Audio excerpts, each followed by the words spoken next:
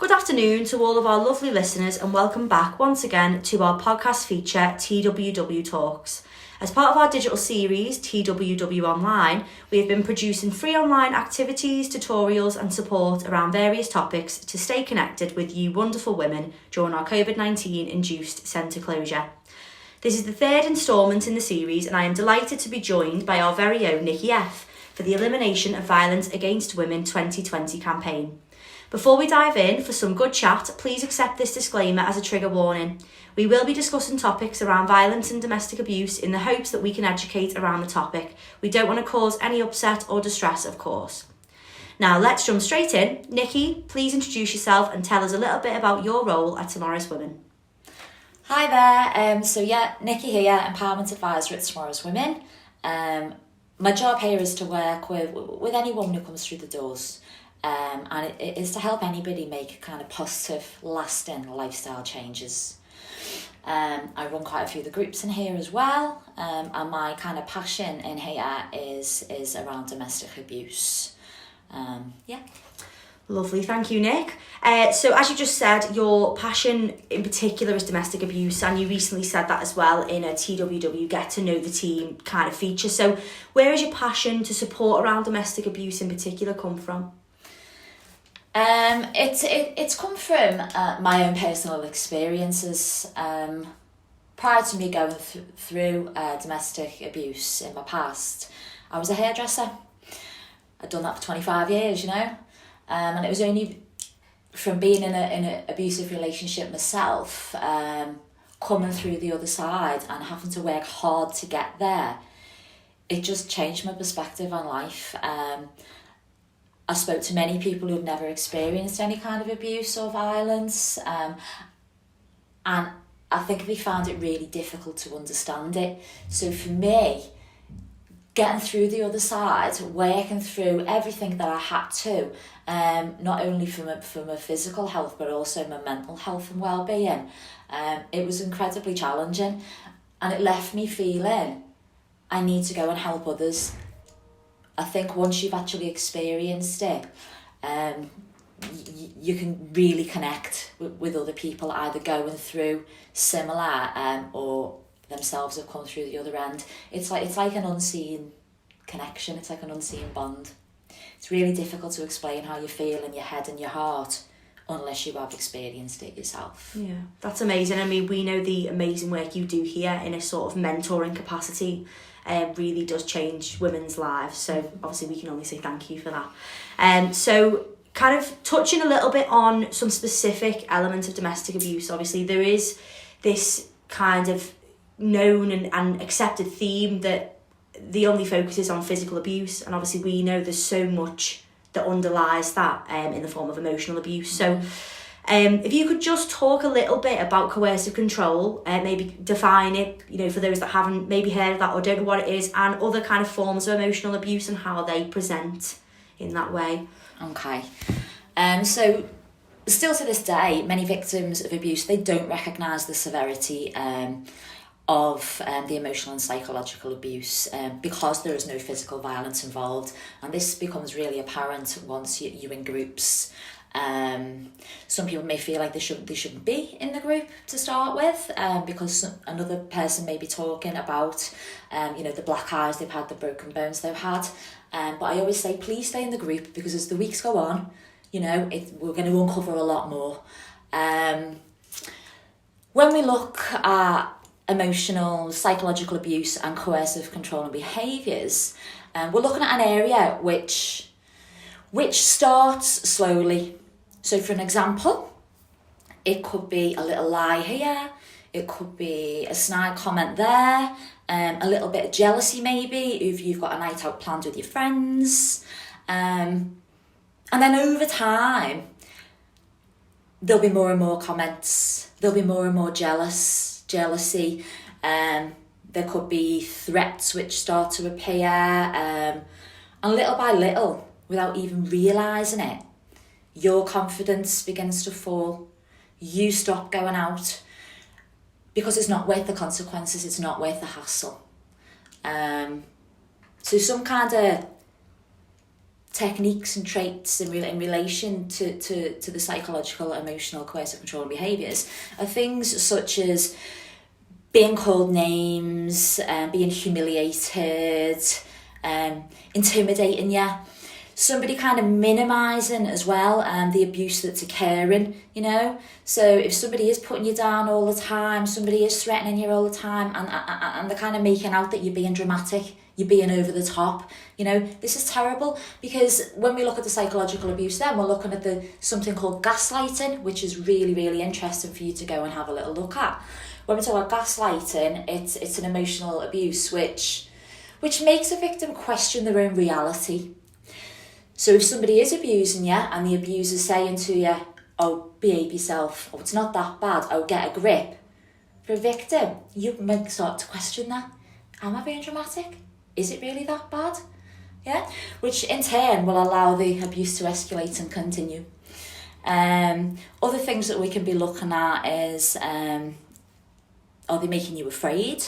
Are they throwing things? Are they smashing things? Again, looking at the emotional abuse, are they destroying things which are yours? They're your personal belongings. Yeah, and it's going to see, you know, it really upset you to see it broken.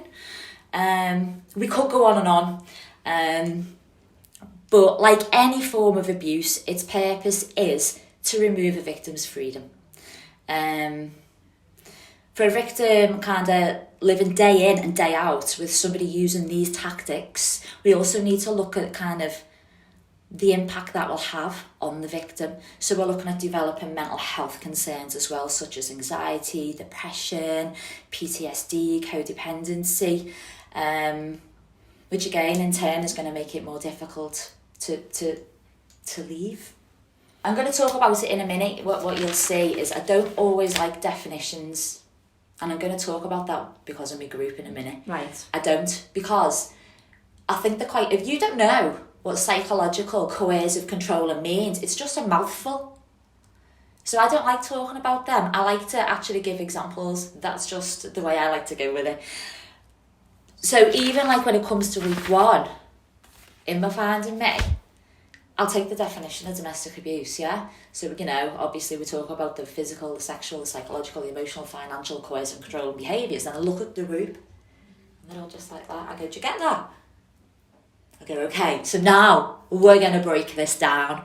Do you know what I mean? Yes. Makes it more relatable as well then, like you said. Well, that's what I try to do at the end of the day. I haven't got no degrees and I haven't got big words myself. I like to teach things simply.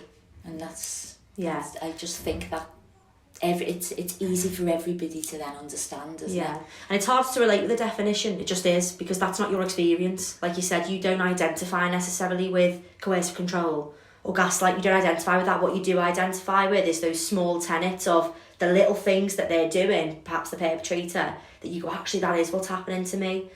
So I think you're absolutely right in breaking that down. So like you've just mentioned there, you mentioned kind of the way in which you teach in a group setting. So for those that maybe perhaps don't know, we do deliver our own Finding Me course. So it would be great if you could tell us a little bit more about that course that we deliver here and kind of who can access that and Okay, so yeah, it's a 6-week programme for any woman who has experienced or is experiencing domestic abuse, or even if you're not sure, you know, as we've already mentioned with the psychological, emotional abuse and stuff, it's really hard to pinpoint. But if you're not sure, you know, if you think something's not quite right, but I just can't put my finger on it, again, this is a course for you. I make it as simple as I can to understand, and I talk quite in depth around coercive control and quite a lot in depth about gaslighting because they are so difficult to identify with. I mean, the whole idea of the course basically is to lay those foundations. Nobody's got a magic wand. I can't say 6 weeks down the line everything's going to be great, but I want to give you the tools. I want to give you the knowledge to be able to go, okay, I understand it now. Okay, yes, this is domestic abuse, and from here identify what we need to find ourselves again. So we don't just leave you in 6 weeks. That's the fantastic thing about Tomorrow's Women. Also, once we kind of gave you the knowledge to understand all the different areas, We then talk about, well, what do you need to do to make you feel better? What do you need to do to make sure that you don't enter any further abusive relationships? And what we're looking at there is working on your confidence, working on your self-esteem, setting some goals there, making sure, we're building the resilience and stuff to help you moving forward.